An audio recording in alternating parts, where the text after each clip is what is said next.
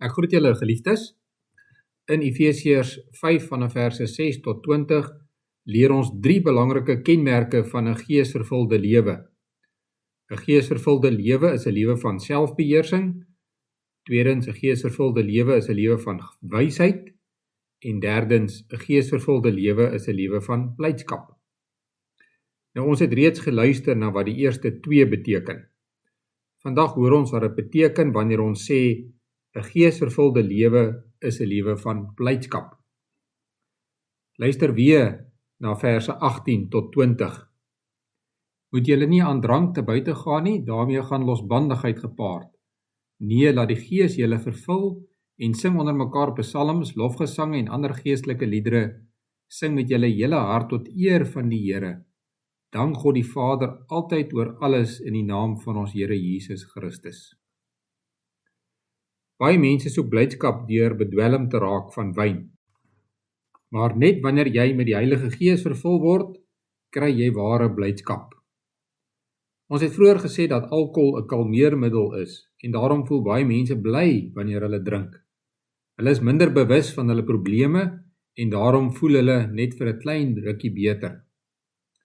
Die Heilige Gees werk op die teenoorgestelde beginsel. Die Heilige Gees maak jou nie minder bewus van jou probleme nie, die Heilige Gees maak jou meer bewus van jou bronne. Hy maak jou bewus van sy lyding en alles wat Jesus Christus vir jou gedoen het, sodat jy sê, ek is God se kind, hy is by my en hy lei my. Daarom is ek vol blydskap en kan ek alles hanteer. Daar moet 'n fontein met blydskap in die middel van jou lewe wees. Hierdie fontein is daar wanneer ons met die Heilige Gees vervul word. Wanneer ons al hoe meer bewus is van alles wat God vir ons gedoen het en nog steeds doen, word ons dankbare mense. Dit maak dat ons die Here met ons hele lewe prys, ook wanneer ons as gelowiges bymekaar is om die Here te loof met ons sang. Dit beteken nie dat gelowiges nooit hartseer word nie. Gelowiges word hartseer en hulle huil ook. Maar deur al die trane kan ons altyd weer glimlag, want die Here troos ons. Hy gee ons hoop, sodat ons met blydskap kan leef. Die teenoorgestelde van blydskap is nie hartseer nie, maar hooploosheid. Wanneer jy hooploos is, verdwyn al jou blydskap. Maar wanneer jy hoop het, is die blydskap altyd weer daar, ook in die hartseer tye. Dronkenskap is nie die oplossing vir die probleme en hartseer in hierdie wêreld nie. Om die waarheid te sê, dit maak die probleme en hartseer net meer. Daarom waarsku die Here ons op baie plekke in die Bybel teen dronkenskap. Net so is ander dwelmmiddels ook nie die oplossing nie. Werk of geld of ontspanning of ander mense is ook nie die oplossing nie. Die oplossing is dat ons met die Heilige Gees vervul word. Dit beteken dat ons deur die Heilige Gees gelei word en ons lewe deur hom beheer word. Op Pinksterdag is die Heilige Gees op gelowiges uitgestort en nou woon hy in ons. Luister na dit wat die Heilige Gees jou in die Bybel leer.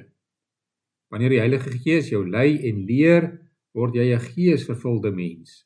'n Geesvervulde mens wat met selfbeheersing leef, met wysheid leef en met blydskap leef. Kom ons bid saam. Ons Hemelse Vader, lei ons met die Heilige Gees sodat ons met blydskap sal leef. Dat ons in al die hartseer en probleme wat daar in hierdie wêreld is, bewus sal wees van U nabyheid. Dat ons hoop sal hê en ook sal ervaar hoe U ons lei. Ons doen voorbidding vir U kerk wat vervolg word. Ons bid vir medegelowiges wat in baie moeilike omstandighede U dien.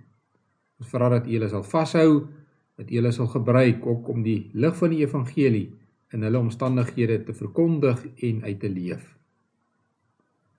Ons doen voorbidding vir ons regstelsel, vir al ons regslui.